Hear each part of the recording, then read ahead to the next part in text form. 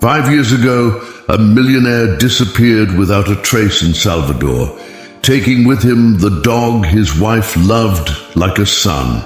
Alone, devastated and without answers, she finally began to overcome the loss. Until, on a rainy day, she sees a man identical to her husband on the streets walking with the same dog. Your heart races. Is he alive? Or is this the beginning of a cruel game with his mind and heart? In effervescent Salvador, amid the sound of drums and the smell of acarajé, lives Carolina, a 36-year-old businesswoman marked by tragedy. Her husband, Daniel, a millionaire known for his investments in tourism in Bahia, disappeared on a fateful night 5 years ago. He took with him Max, the golden retriever who was the strongest bond of affection between them.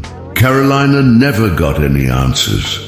Not from the police, not from Daniel's friends, not from the security guards who were supposed to protect him. The absence was filled with doubts and sorrows, while his life became an unsolved puzzle. On the morning that everything changes, Carolina is leaving a cafe in Pelourinho, trying to balance a coffee and some paperwork. As she crosses the street, she freezes. A few meters away, a man with Daniel's exact features gets out of an old car and walks, holding Max's collar. The dog, who never forgot a face, looks at her fixedly. "My God," Carolina whispers, her voice choked with emotion. She starts running towards them, her heart racing, coffee running down her shaking hands. "Daniel, and you!" he shouts, his voice mixing hope and despair. The man looks back with a neutral, almost cold expression. He stares at her for a few seconds, but turns and continues walking, pulling Max along with him. Carolina, not believing what she saw, stands paralyzed in the middle of the street. Still in shock, Carolina decides she needs answers. She spends days walking the same streets where she saw the man. He asks shopkeepers and drivers, showing a photo of Daniel on his cell phone, until a bartender at a small bar says, "Oh, yes. He stops by sometimes. I think he lives in a condominium there in Corredor da Vitoria." Carolina feels a chill down her spine. How could Daniel, reported missing and presumed dead, be living so close to her? The following night, she parks the car in front of the indicated condominium. As he watches, he sees the same man leave. This time, he is alone, without Max. Taken by courage, Carolina approaches him. "Daniel, it's me, Carolina." His voice comes out trembling, mixing hope and anguish. The man stops, but his expression is one of complete strangeness. Sorry, ma'am, I think you confused me with someone else." His voice is calm, but the coldness in his eyes cuts Carolina like a blade. "It's not possible. I saw you with Max. That dog is mine. You're Daniel, I know you are." Carolina almost screams, tears streaming down her face. He sighs and responds, this time with an irritated tone. "I told you I don't know who you are. If you keep insisting, I'll call the police." Before she can say anything, he gets into a car and drives away, leaving Carolina alone on the sidewalk. The next day, Carolina seeks out her best friend, Juliana, a lawyer, to vent. "Friend, I know it's him, I feel. But what if it isn't?" says Carolina, crying, her voice full of doubt. Juliana holds her hands and says firmly, "If you're so sure, we'll find out.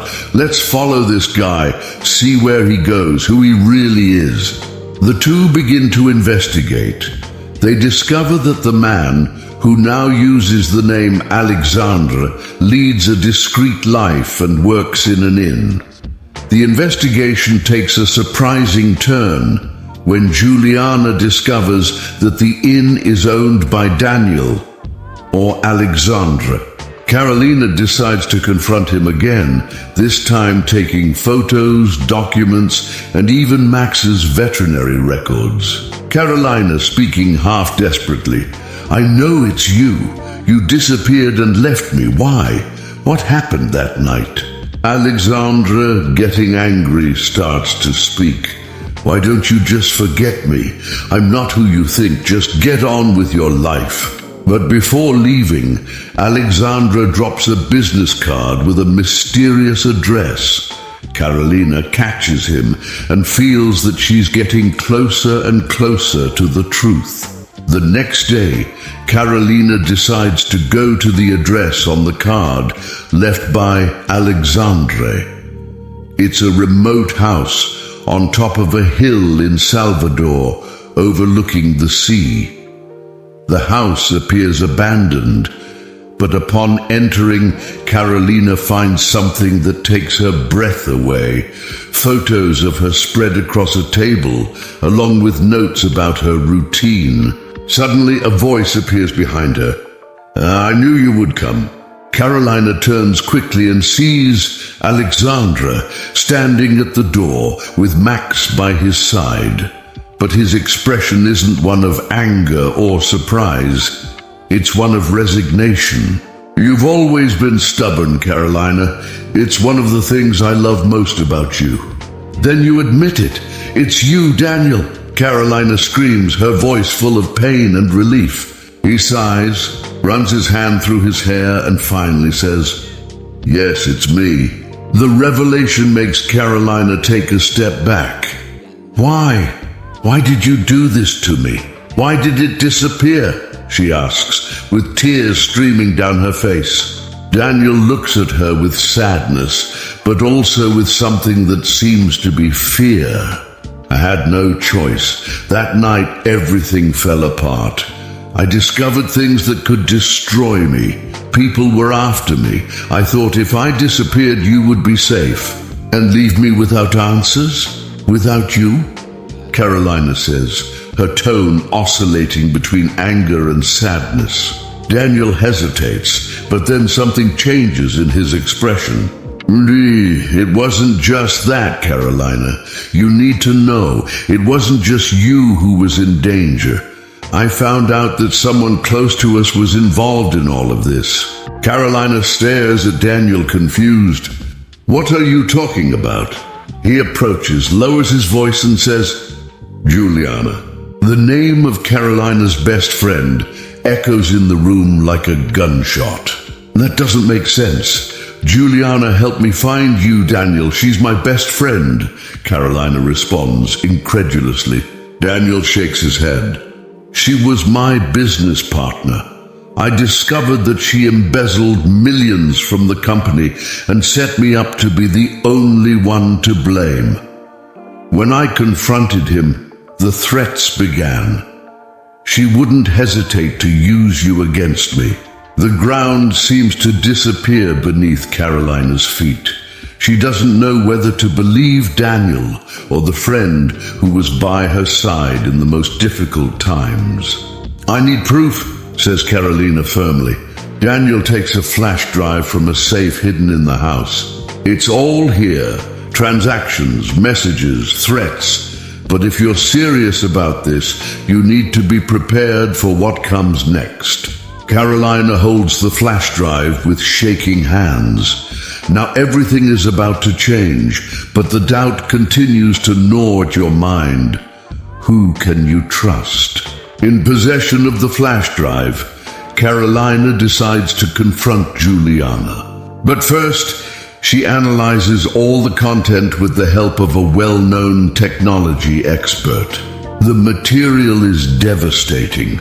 Messages, bank transfers, and even explicit threats prove that Juliana not only embezzled money from the company, but was also an accomplice in the plan to fake Daniel's disappearance. At that moment, Carolina realizes that her entire life has been a web of lies. Feeling betrayed, she decides to confront Juliana personally. At Juliana's law office, Carolina arrives with firm steps. The tension is palpable. Carolina determined, but with a trembling voice. "You were by my side for 5 years. He saw me suffer, and all along, you were to blame." Juliana, taken by surprise, tries to maintain her composure. Juliana, feigning indignation, says, "What are you talking about, Carolina? You're being paranoid." Carolina puts the flash drive on the table, angry but controlled. "It's all here, Juliana. The evidence. There's no point in denying it." Juliana's face loses color for a moment, but she soon recovers, taking on a cold tone. Juliana speaking sarcastically, "And what are you going to do? Throw all this at the police? Do you know what will happen to you and Daniel? They will destroy you along with him." Carolina hesitates. She knows that Juliana is partially right. Daniel still has legal issues, and taking this further could expose his entire life to an endless battle. But instead of backing down, Carolina decides to play the same game. Carolina speaks in a cold and calculating voice. "No, Juliana, I'm not going to the police yet, but you will return every penny you took, and you will disappear from our lives.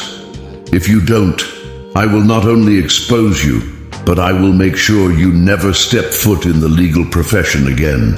Juliana smiles, but this time the smile is forced. Juliana begins to speak ironically.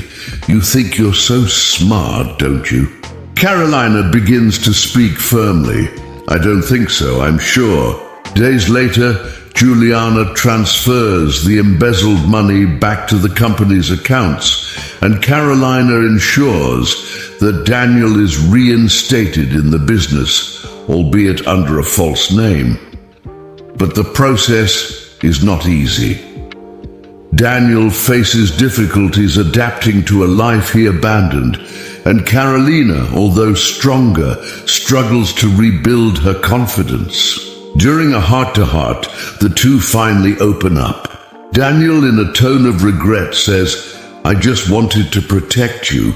I didn't think it would hurt you so much."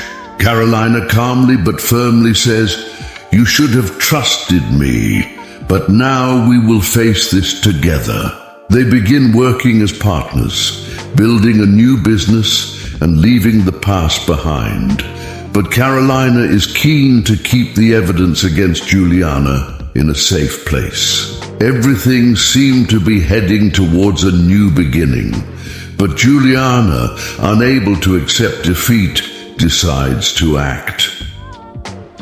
One night, while Carolina and Daniel are in an important meeting to close a $1 million contract in a luxurious hotel in Salvador, Juliana appears by surprise. She enters the room looking triumphant, carrying a bulky envelope.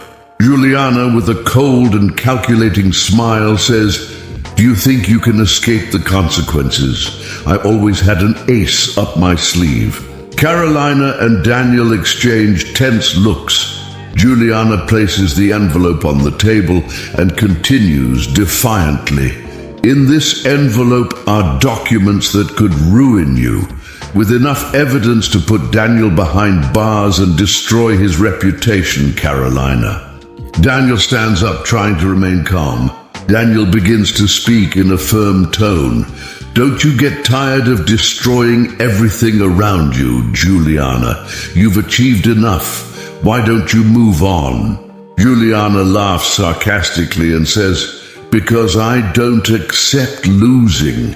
You think you won, but now everything will be thrown against you." Carolina takes a deep breath, but her voice is filled with controlled anger. But with determination, she says, "If you think you can intimidate me, you're wrong.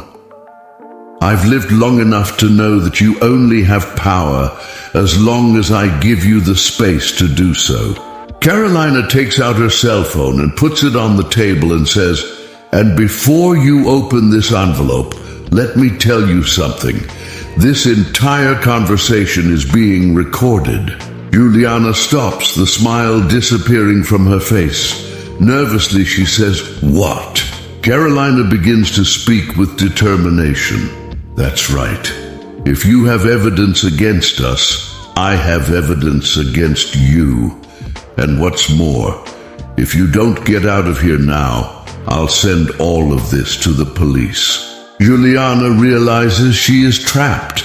For a moment it looks like she's going to explode, but she pulls back. Juliana, whispering full of hatred, says, "You will regret it." She takes the envelope and leaves, slamming the door. Carolina, still shaking with nervousness, looks at Daniel and says, "We did it." Daniel holds her hand, his expression of relief mixed with a new respect for her strength. And with admiration, he says, "You did it."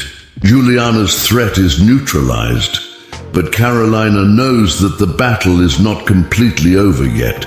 She decides that she will no longer live in fear, but rather fight for justice and the future she is rebuilding with Daniel. Months later, Carolina and Daniel finally find stability. Their new business, a chain of inns focused on sustainability, begins to prosper. Carolina reconnects with her passion for entrepreneurship, and Daniel takes on a more discreet but essential role in the operation.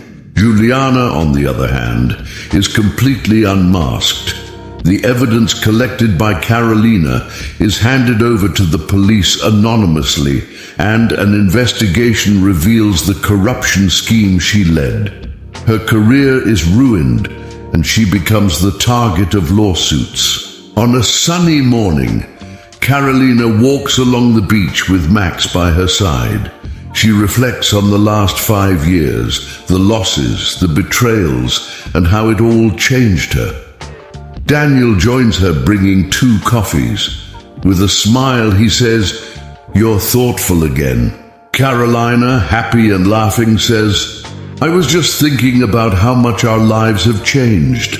Daniel also says, "And how much you've changed. You are much stronger than I imagined." Carolina, with an air of relief, says, "And I finally learned to trust myself and in you." They exchange a knowing smile. As they walk, Max runs ahead, barking happily, as if the worst is behind him. Carolina and Daniel know that the past still leaves its mark, but they are also sure that the future will be built together with courage and honesty. The network of sustainable inns they created expands along the Brazilian coast, receiving awards for their positive environmental impact. Carolina is invited to speak at business events, sharing her story of resilience and overcoming. Juliana, after being convicted of her crimes, is serving her sentence in a closed regime. Justice has finally prevailed, and Carolina feels like a part of her journey has come to an end.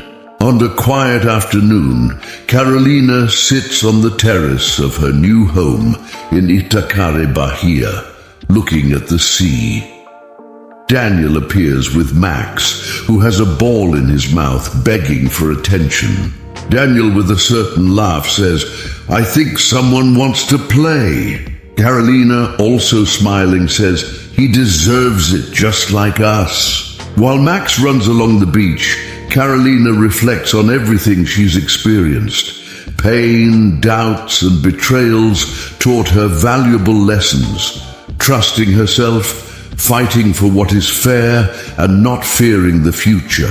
She takes Daniel's hand and looks at him tenderly and says, "We did it, didn't we?" Daniel speaks firmly, "We did it, and we still have a long way to go." The couple and Max are together on the beach as the sun sets over the horizon, symbolizing a new chapter in their lives. Carolina and Daniel taught us that even in the face of the worst betrayals, inner strength and determination can transform destinies. Their journey is a powerful reminder that truth always finds its way, and that trusting yourself is the key to overcoming any challenge. Now it's up to you. What did you think of this story? Leave your opinion in the comments, share it with friends who also love inspiring stories, and don't forget to subscribe to the Kollobe Inspired Stories channel so you don't miss out on more exciting narratives like this. And remember, every story has its lesson, and the next one could be yours. See you in the next video. Until then.